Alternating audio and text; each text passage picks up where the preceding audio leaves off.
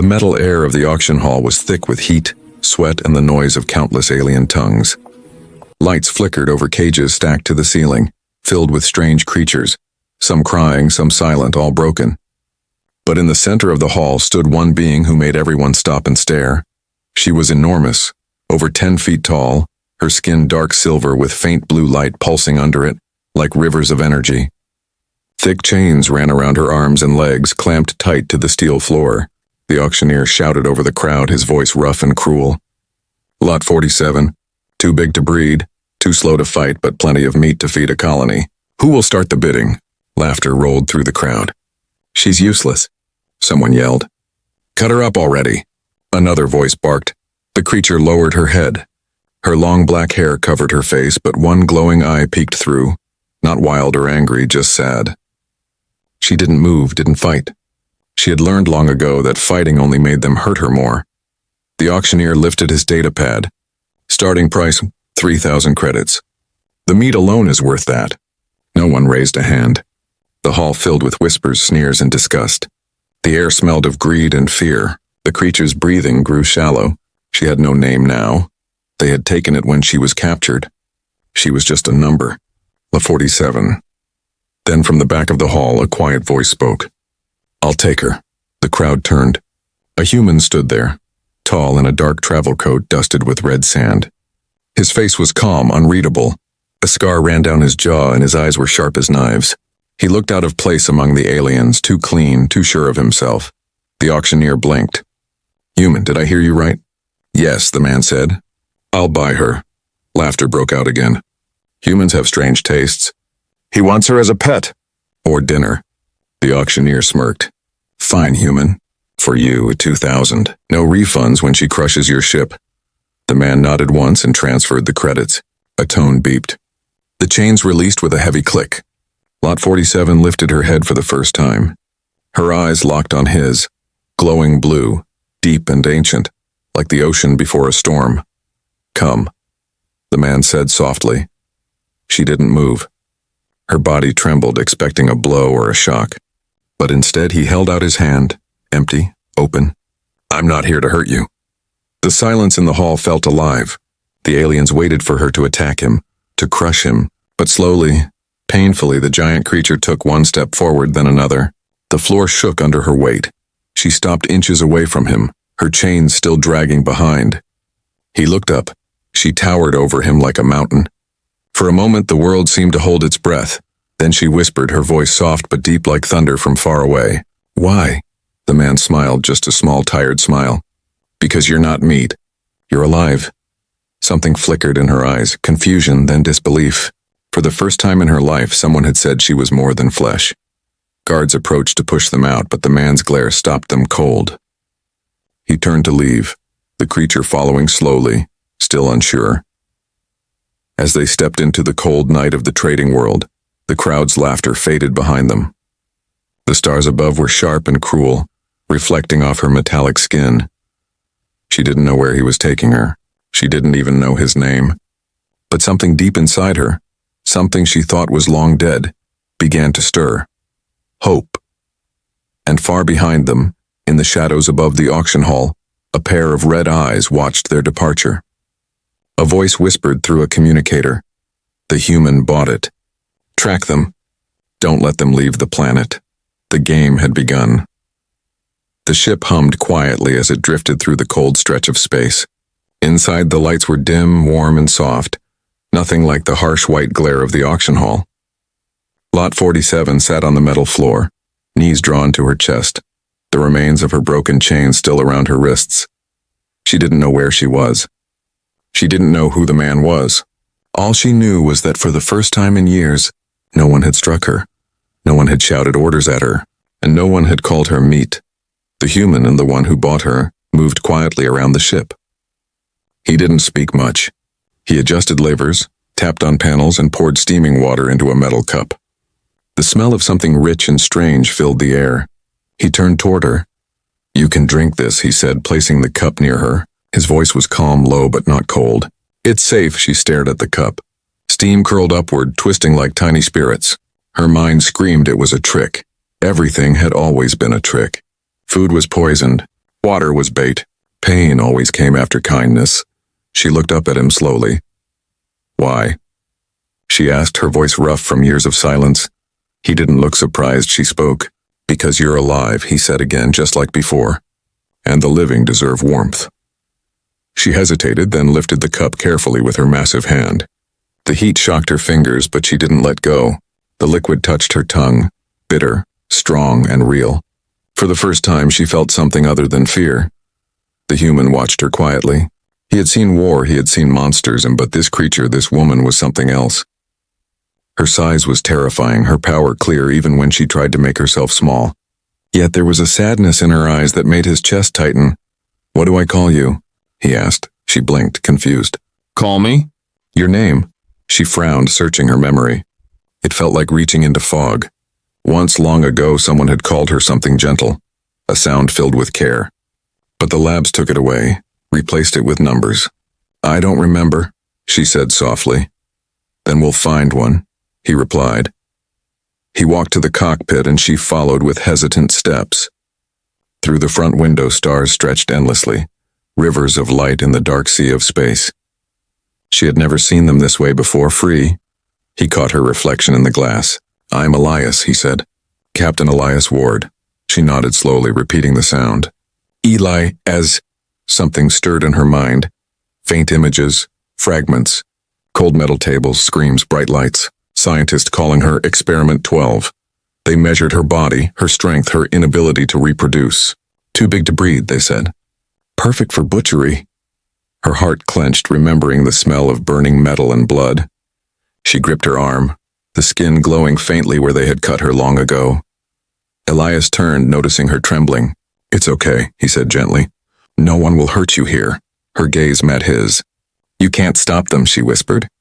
"They always come back." He smiled faintly, but his eyes were hard.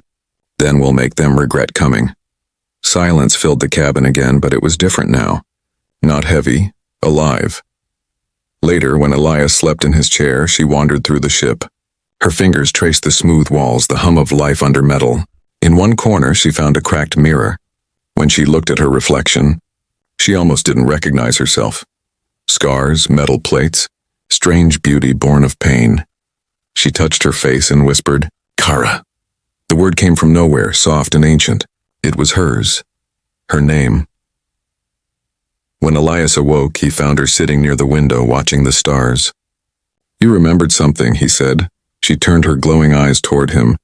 "My name," she whispered. "Kara," he smiled. "It suits you." For a brief moment, peace settled over them. The hum of the ship, the quiet of space, the feeling of something new. Trust.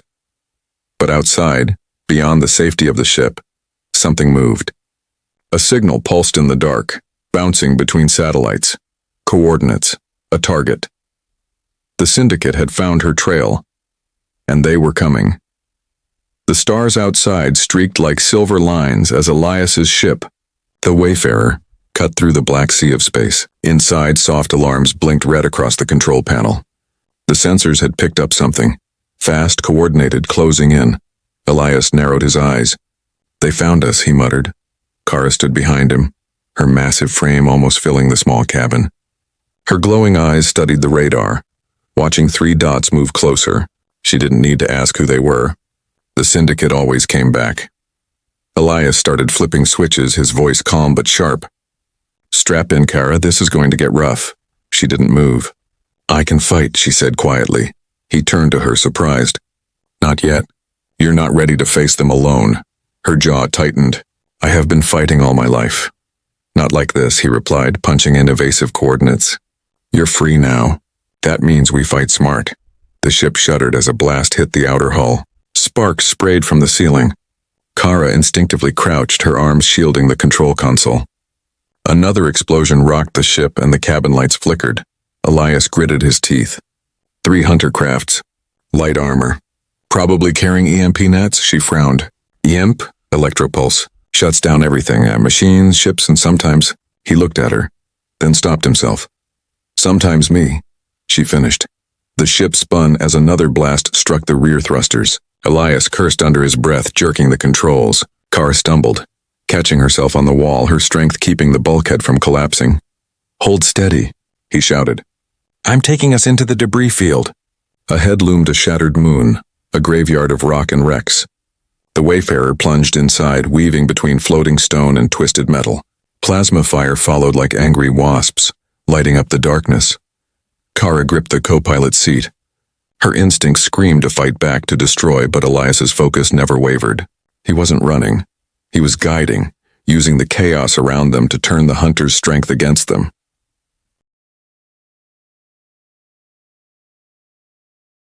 The first enemy ship clipped a jagged boulder. Its shields flickered, and a moment later it exploded, painting the void in blue flame. One down, Elias said through clenched teeth. Kara felt something stir in her chest. Admiration. No fear, no panic, just precision. Humans, she thought, were smaller than most species, weaker in body, but their courage burned brighter than suns. The second hunter ship looped around, firing a net. The electric mesh spread wide, heading straight for them. Elias pulled hard to the left, but not fast enough. The net struck the hull. The lights died instantly. The ship went dark. For a heartbeat there was only silence, and then, from deep inside the ship came a strange hum. Kara's body began to glow. Energy rippled through her veins like lightning. Elias looked up. Kara, what are you? Her eyes shone bright blue. I can absorb it, she said. Their energy doesn't kill me. It feeds me. Before he could stop her, she pressed her hands to the wall. Sparks leapt from the metal into her skin, and the ship's lights flickered back to life. The systems rebooted one by one. Elias stared, amazed. You're a power conduit. Kara gasped as the glow faded. Not by choice, she whispered. They made me to hold what others couldn't. The third ship swooped down, locking on their tail. Elias flipped the last switch. Then let's use what they made you for. He rolled the ship upside down, releasing a trail of ion charges. When the hunter followed, the charges detonated, tearing through its hull. The explosion lit the asteroid field like a sunrise. Silence filled the cabin again, the kind that comes after survival. Elias leaned back in his chair, catching his breath. 3 for 3. Kara stared out the window at the burning wreckage. They won't stop, he nodded. No, but now they know we won't either. She turned to him, her voice low and steady. You risked your life for me. He met her gaze. And I'd do it again. Her glowing eyes softened, the faintest smile ghosting her lips. Strange, awkward, but real. Outside, the last fragments of the enemy ships drifted away into the void. The wayfarer sailed on through the silence of space. 2 souls, one human and one made in a lab, now bound by something neither could name. But far beyond the wreckage, a syndicate command ship recorded everything. A cold voice echoed through the dark. Activate the retrieval teams. The human has the key, and the hunt had only just begun. The wayfarer drifted through a silent corner of space hidden deep within a dust cloud. The stars were faint here, and the sky looked like bruised glass, heavy and still. Elias worked quietly at the ship's terminal, his eyes fixed on a string of strange genetic data glowing on the screen. Across the room, Kara sat on the floor, watching him. The low light made her silver skin gleam faintly, and the scars along her arms caught the glow like lightning trapped under her flesh. She finally spoke, her voice calm, but wary. You've been staring at that code for hours. Elias didn't look up. Because this isn't just DNA, he murmured. It's a map, she tilted her head. A map to what? He turned the screen toward her. The pattern of symbols and sequences looked like nonsense, but when he rotated it, a design emerged. Concentric circles, layered like the petals of a metallic flower. At the center pulsed a single glowing point. This is your genome, Elias said, but someone embedded coordinates inside it, hidden data written into your biology. Kara's eyes widened. Coordinates, he nodded, to a place called Varn. The syndicate erased it from every star chart decades ago.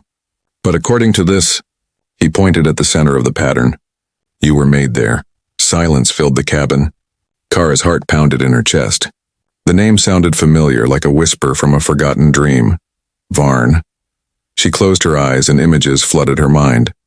White halls, machines humming, voices shouting. Subject 12 is stable. Increase the current. She's absorbing it, then pain. So much pain, she gasped, clutching her temples. The lights around her flickered. Elias rushed to her side. "Kara, hey, look at me." Her voice cracked. "I remember." Fire, glass, the others screaming. He held her shoulders. "Breathe." "You're safe now." The light steadied. She looked at him, her glowing eyes trembling. "They said we were born to guard something. Not breed, not fight, and regard." Elias frowned. "Guard what?" She shook her head slowly. "A vault. Something buried beneath the planet. They said if it ever opened, the stars would burn." He leaned back, mind racing. "A weapon?" Kara hesitated. "No, something older." Her voice softened. "It called to us in the dark. We couldn't understand it. It felt alive." Elias turned to the screen again. "If that's true, the Syndicate isn't chasing you just to sell you. They're trying to find that vault." Kara's gaze hardened. "Then they'll use me to open it." He nodded grimly. "Unless we get there first." The hum of the ship deepened as Elias plotted a new course. The engines roared to life, vibrating through the floor. Kara stared out the window at the drifting stars. "Varn was my home once," she whispered. "But all I remember is the pain, the screaming, and the sound of doors closing." Elias placed a hand on her arm. "Then maybe it's time to open those doors again." For the first time she smiled faintly, small, uncertain, but real. "You talk like a fool, human." "Maybe," he said. "But sometimes fools change the universe." As they broke through the dust cloud, space opened before them, endless and full of light. Kara stood beside Elias, watching the stars streak past. The silence between them was no longer empty. It was full of unspoken understanding. But deep in the void behind them, hidden from sight, a shadow moved. A Syndicate ship drifted through the cloud they'd left behind, scanning the faint energy trail. Inside, Director Morth leaned forward, his crimson eyes glowing in the dark. "So," he whispered, "the beast remembers. Good. Let her lead us home." The Syndicate fleet shifted into formation, engines flaring to life, and far ahead on the horizon of a forgotten world, the planet Varn began to awaken, ancient energy stirring beneath its dying crust. Elias didn't know it yet, but the truth waiting for them there would change everything. The Syndicate, Kara, and even what it meant to be human. The hunt wasn't just for her anymore. It was for the secret she carried in her blood. The Wayfarer slid through the darkness of deep space like a shadow with purpose. The stars ahead shimmered in clusters of pale fire, their light painting the ship's hull in cold silver. Elias stood at the front console, eyes fixed on the glowing coordinates pulsing on the screen, the ones hidden inside Kara's DNA. Behind him, Kara watched silently. Her newly given name still felt strange on her tongue, but she liked the way Elias said it, like it meant something. She had been a number for so long that hearing her name felt almost sacred. "How long until we reach Varn?" she asked. "2 jumps," Elias said, adjusting the ship's course. "Maybe less if the engines don't melt first." Kara tilted her head. "You joke even when danger follows us." He gave a small grin. "It's how humans stay sane." She stared at him for a long moment, then said softly, "Strange. You fear nothing." Elias turned slightly, his face half lit by the soft glow of the console. "I fear plenty. I just don't let it drive." The silence that followed was comfortable. Outside, the stars blurred as the ship prepared for a light jump. Then suddenly a flicker. The system shuddered, alarms blaring. Elias cursed under his breath. "Interference field. It's not natural." Kara stepped closer, her glowing eyes narrowing. "They found us again?" Before he could answer, the ship dropped out of hyperspace violently. The stars snapped back into focus, and before them loomed a ring of broken satellites and twisted metal. A graveyard of ships orbiting a dark red planet. "Not them," Elias muttered. "This is worse." He scanned the readings. The wrecks were human, alien, and Syndicate, all shredded by some unknown force. Kara felt the pull of something beneath the planet's surface, deep and ancient. "This place remembers pain," she whispered. Elias looked up. "You can feel that?" She nodded. "It's calling." The ship began to descend toward the planet's atmosphere. Red lightning forked across the clouds as wind howled against the hull. Inside, Kara braced herself, holding one hand on the wall. The moment they broke through the clouds, the world unfolded before them, a wasteland of blackened mountains and rivers of molten metal. The air shimmered with strange energy. Elias guided the ship toward a flat ridge near the ruins of a vast temple. The structure looked half buried, its surface carved with alien runes and symbols that pulsed faintly like veins under skin. When the ship landed, Elias stepped out first, blaster in hand. Kara followed, her towering form radiating faint blue light. The wind tugged at her hair as she looked up at the massive doors ahead, each one the height of a starship. "This is it," she said softly. "The place in my memories." They walked inside, their footsteps echoing in the vast silence. Strange crystal panels lined the walls, glowing as Kara passed. Her presence awakened the old machinery, as if the temple recognized her. In the center of the chamber stood a massive stone vault covered in glowing sigils. Elias ran his hand along the markings. "It's old," he said quietly.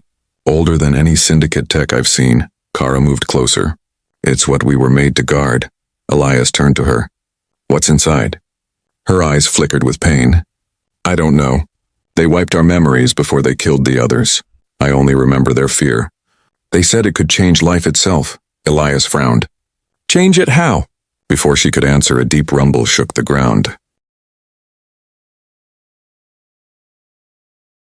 The temple lights flared, and a voice, not human, not machine, echoed through the walls.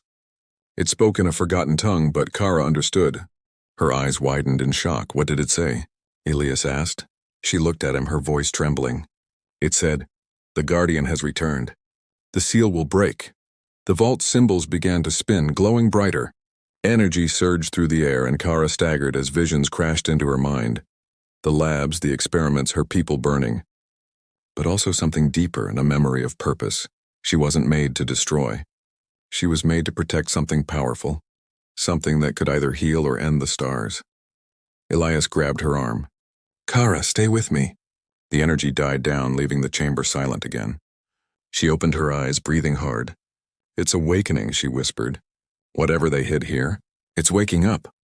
Elias looked toward the vault, his jaw tightening. "Then we need to decide whether to open it or stop it." Outside, in the storm-filled sky, new lights appeared, engines flaring bright and cold. The syndicate fleet had arrived. Kara turned toward the door, her body glowing with faint energy. "They're here," she said. Elias loaded his blaster. "Then it's time to show them what a Guardian can do." And together they stepped into the storm. The air above Varn burned. The clouds tore apart as syndicate warships pierced the sky, black hulls glinting with crimson lights. Their engines roared like thunder, shaking the ruins of the ancient temple. Elias stood at the edge of the landing ridge, scanning the sky through the storm.